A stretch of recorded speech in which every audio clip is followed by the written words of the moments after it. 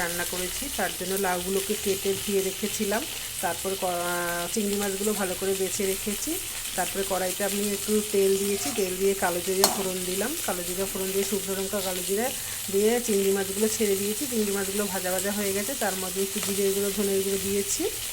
জিরে গুঁড়ো ধনের গুঁড়ো দিয়ে লাউগুলো দিয়ে একদম মজিয়ে নিয়েছি। লাউ সেদ্ধ হয়ে মানে মজে গেছে। হলুদটা আগে দিইনি, হলুদটা আগে দিলে না লাউগুলো সেদ্ধ হয় না, হলুদটা একটু পরে দিলাম।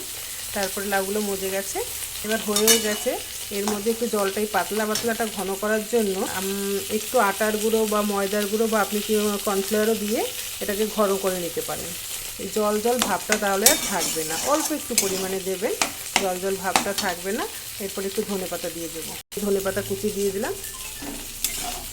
আমার লাউ চিংড়ি রান্না করা কমপ্লিট হয়ে গেছে।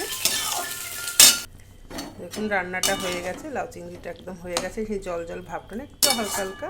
এবার নামিয়ে নেব। রান্নাটা আমার কমপ্লিট হয়ে গেছে, লাউ চিংড়ি